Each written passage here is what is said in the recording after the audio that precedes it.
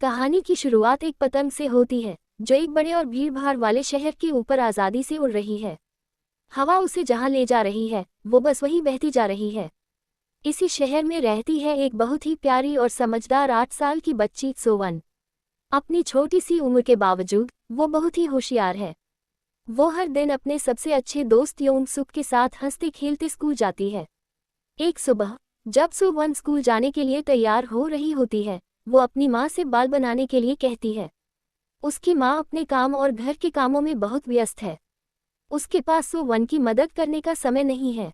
सोवन के पापा ये देख लेते हैं और वो तय करते हैं कि वो खुद अपनी बेटी के बाल बनाएंगे। सोवन स्कूल जाने के लिए तैयार होती है, लेकिन बाहर अचानक तेज बारिश होने लगती है। माँ पूछती है कि क्या वो उसे स्कूल छोड़ दे। सोवन जानती है कि माँ बहुत व्यस्त है, इसलिए वो मना कर देती है और कहती है कि वो बस 3 मिनट में दौड़कर स्कूल पहुंच जाएगी। माँ उसे समझाती है कि सिर्फ मेन रोड से ही जाना क्योंकि वो सुरक्षित है। सोवन स्कूल के लिए निकलती है, लेकिन उसके दोस्त पहले ही स्कूल पहुंच चुके हैं। जब वो स्कूल की तरफ बढ़ रही होती है तो एक आदमी उसे दूर से देख रहा होता है। अगले ही सीन में वही पतंग जो कहानी की शुरुआत में आज़ादी से उड़ रही थी, अब एक गीली सड़क पर कीचड़ में सनी हुई पड़ी है। वो आदमी पतंग उठाता है और सोवन के पास आता है।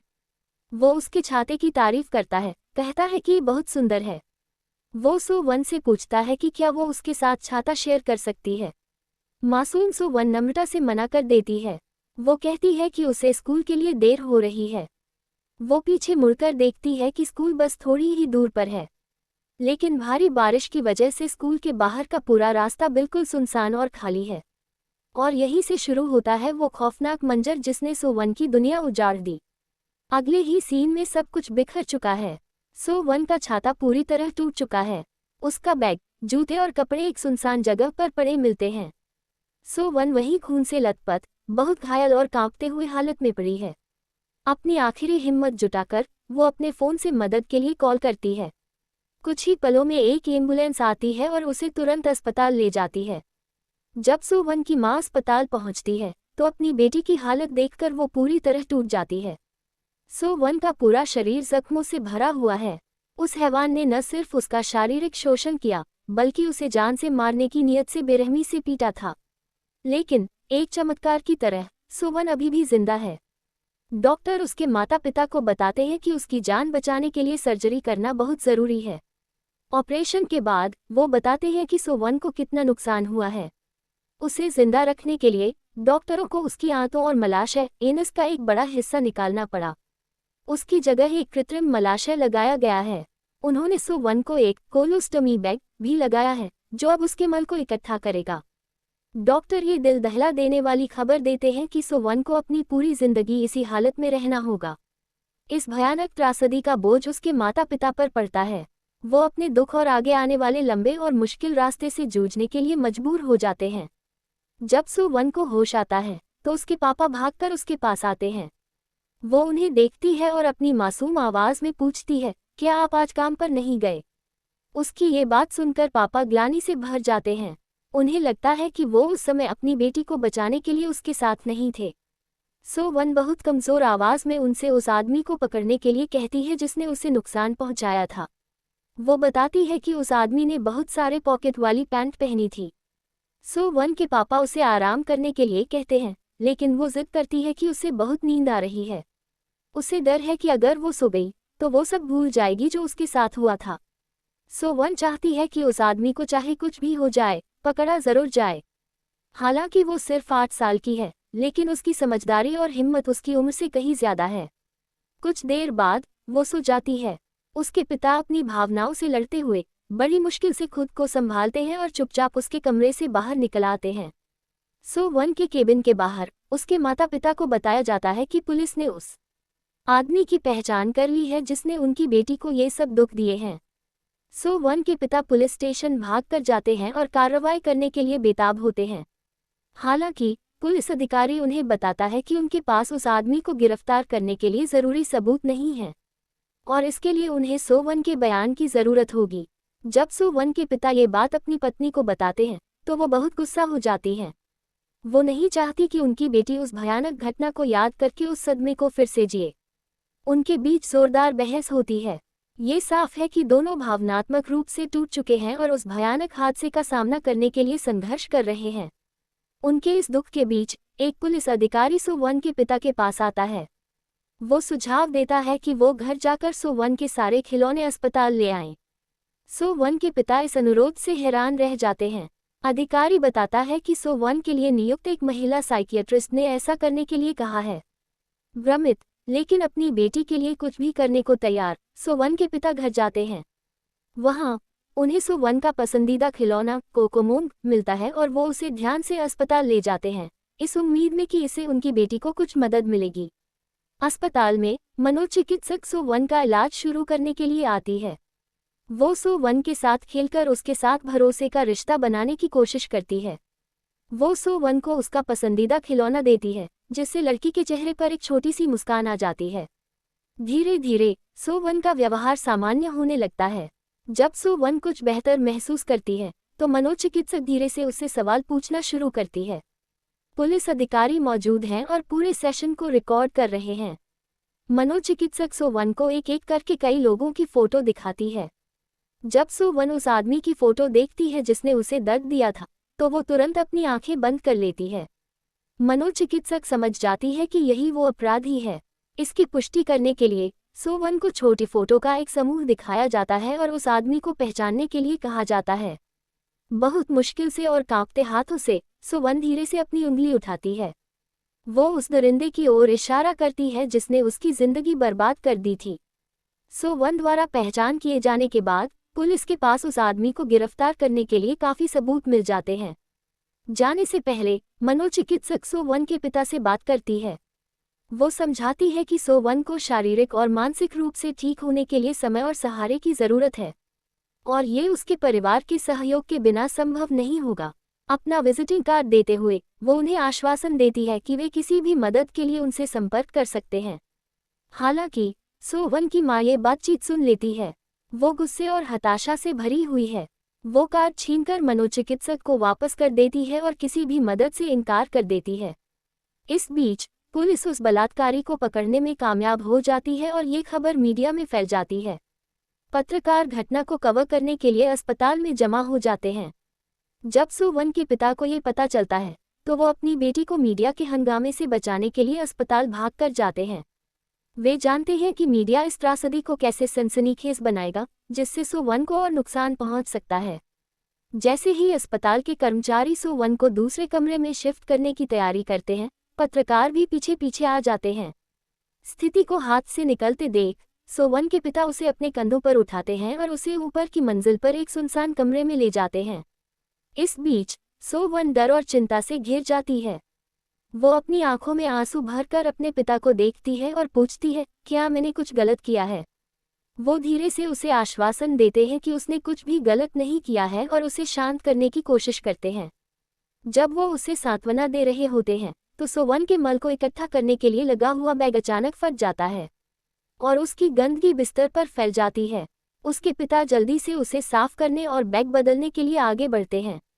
जब वो बैग को ठीक करने के लिए उसके कपड़े खोलते हैं तो सो-वन को अचानक post traumatic stress disorder (PTSD) का तेज दौरा पड़ता है।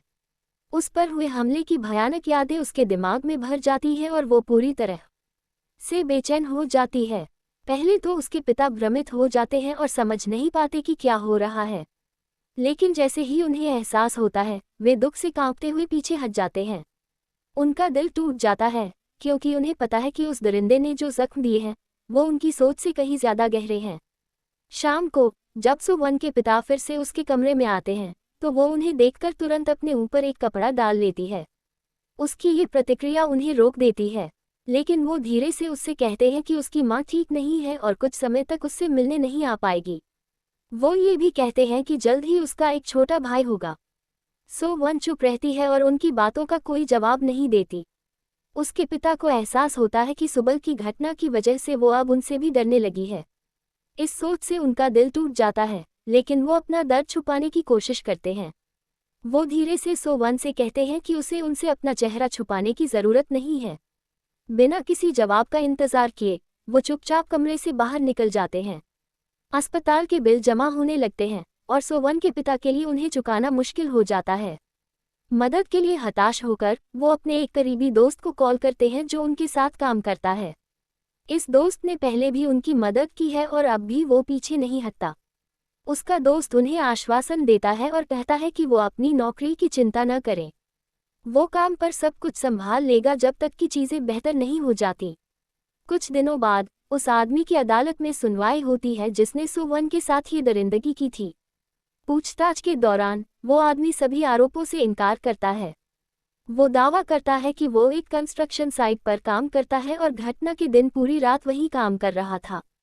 वो आगे कहता है कि सुबह घर लौटने के बाद उसने शराब पी और सो गया। वो दावा करता है कि उसे कुछ भी नहीं पता कि क्या हुआ। हालांकि पुलिस उसके खिलाफ मजबूत सबूत पेश करती है। वे बताते हैं कि उसके कपड़ों पर सो-1 का खून पाया गया था। इसके अलावा अपराध स्थल से मिट्टी के नमूने उसके जूतों की मिट्टी से मैच करते हैं। अपने बचाव में वो आदमी दावा करता है कि उसके जूते चोरी हो गए थे और पुलिस द्वारा उसे गिरफ्तार किए जाने से ठीक पहले रहस्यमय तरीके से उसके घर के बाहर वापस आ गए थे। वो पुलिस पर उसे फंसाने का आरोप लगाता है। अदालत में मौजूद लोगों में सो-1 के पिता का दोस्त भी है जो उस आदमी के झूठ से आग बबूला हो जाता है। वो अपने गुस्से पर काबू नहीं रख पाता, अपना जूता उतारकर उस आदमी पर फेंकता है और चिल्लाता है, तुम्हें खुद को इंसान कहते हुए शर्म आनी चाहिए। अदालत में अफरा तफरी मच जाती है और पुलिस हस्तक्षेप करती है। दूसरी तरफ जब सो-1 के पिता अस्पताल जाते हैं तो देखते हैं कि कुछ लोग कार्टून की ड्रेस पहनकर सो-1 का मनोरंजन कर रहे हैं और सो-1 इससे बहुत खुश है।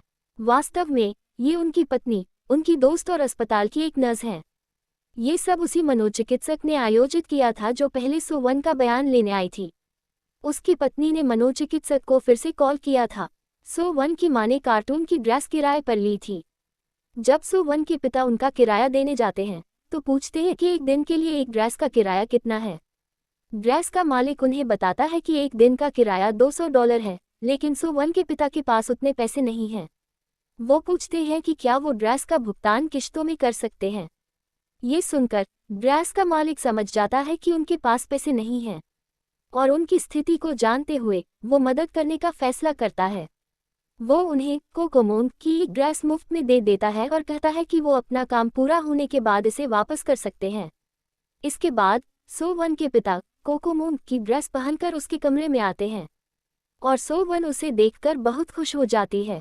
वो तुरंत कोकोमोन को गले लगा लेती है और उसका चेहरा खुशी से चमक उठता है।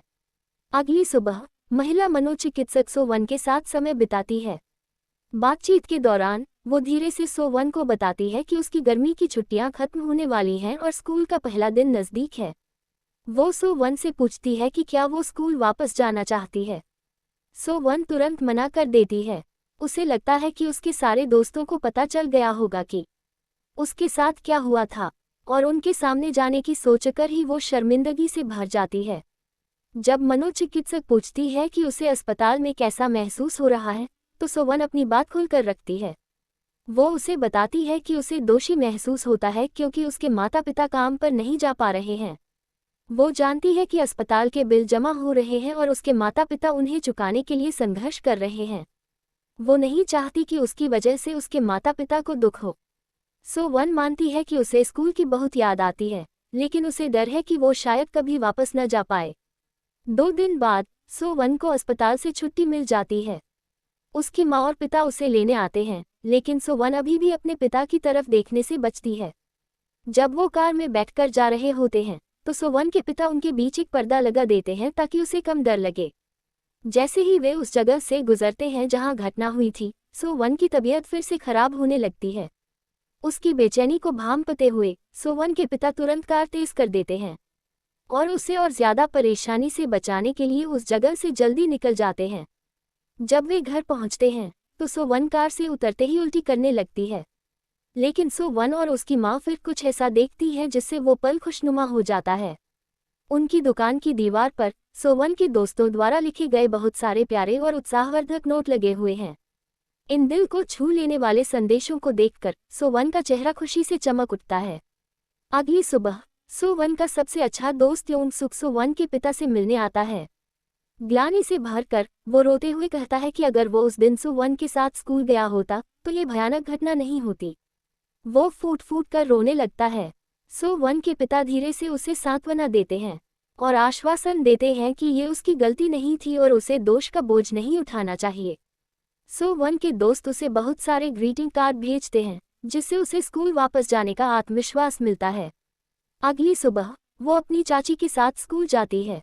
हालांकि सो1 को अपने कोलोस्टमी बैग की वजह से असहजता महसूस होने लगती है। उसे चिंता है कि अगर उसके दोस्त उसके बैग के बारे में पूछेंगे तो वो क्या कहेगी, क्योंकि उसके पास कोई जवाब नहीं है। इसके अलावा वो देखती है कि उसके दोस्त उसे अजीब तरीके से देख रहे हैं, जिससे वो और भी असहज महसूस करती है। लेकिन जैसे ही वो परेशान होने लगती है, उसके पापा कोकोमोन की ड्रेस पहनकर वहां आ जाते हैं। उनकी मौजूदगी उसकी हिम्मत बढ़ाती है और उसे वो आत्मविश्वास देती है जिसकी उसे ज़रूरत है। दिन गुजरते जाते हैं और सो1 के पापा कोकोमोन की ड्रेस पहनकर उसके पीछे पीछे स्कूल जाते रहते हैं ताकि उसे अकेलापन महसूस न हो। वो स्कूल के प्रिंसिपल से भी बात करते हैं और अनुरोध करते हैं कि सो1 को पुरुष शिक्षकों से थोड़ा दूर रखा जाए ताकि वो आरामदायक महसूस करे। सो1 की चिंता को और कम करने के लिए उसके पापा उसे एक वेस्ट बैग खरीद कर देते हैं और उसे चॉकलेट से भर देते हैं। इस तरह जब उसके दोस्त उसके बैग के बारे में पूछेंगे तो वो आत्मविश्वास से कह सकेगी कि ये चॉकलेट से भरा हुआ है। सो1 के पापा ये सुनिश्चित करने के लिए बहुत मेहनत करते हैं कि उसे कभी भी शर्मिंदगी या अलग थलग महसूस न हो। अगले दिन जब सो1 स्कूल जा रही होती है तो उसके दोस्त उससे पूछते हैं कि उसकी कमर पर लगे बैग में क्या है। सो1 आत्मविश्वास से कहती है कि उसमें चॉकलेट है। वो कुछ चॉकलेट निकालकर अपने दोस्तों के साथ शेयर करती है और फिर यौन सुख के साथ स्कूल के लिए निकल पड़ती है। पूरी यात्रा के दौरान सो1 के पापा अभी भी कोकोमोन की ड्रेस में हैं और उसका मनोरंजन करते रहते हैं और उसे आश्वासन देते हैं कि उसका दोस्त उसके साथ है। हालांकि सो1 को जल्द ही एहसास हो जाता है कि ड्रेस के अंदर उसके पापा हैं। वो कोकोमोन से बात करने की बार बार कोशिश करती है, लेकिन कोकोमोन कोई जवाब नहीं देता।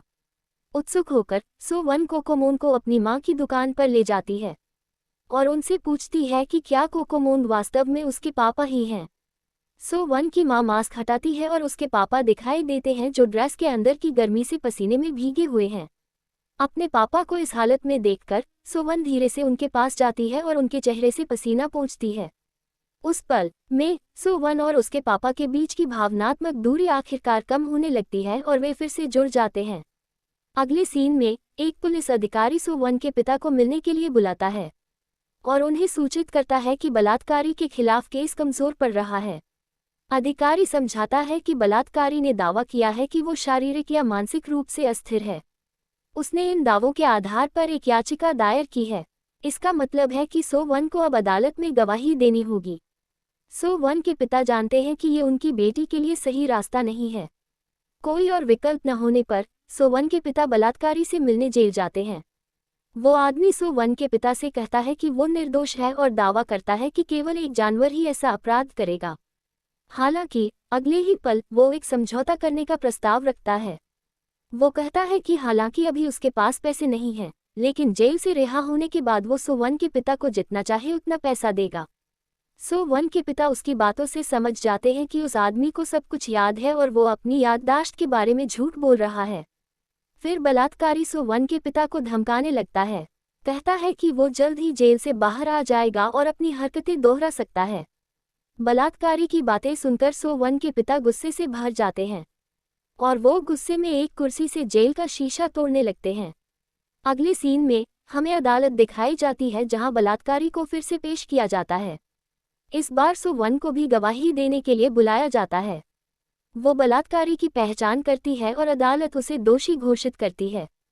हालांकि इतने घिनौने अपराध के बावजूद अदालत का मजाक देखिए, उस हैवान को केवल 12 साल जेल की सज़ा सुनाई जाती है।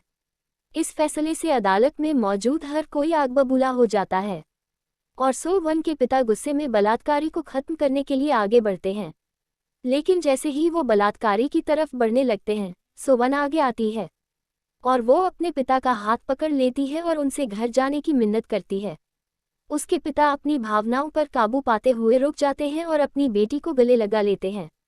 कुछ महीनों बाद हम देखते हैं कि सो1 की मां ने एक बच्चे को जन्म दिया है और सो1 का अब एक भाई है। वो उसे देखकर बहुत खुश है और सब कुछ सामान्य होता हुआ लग रहा है।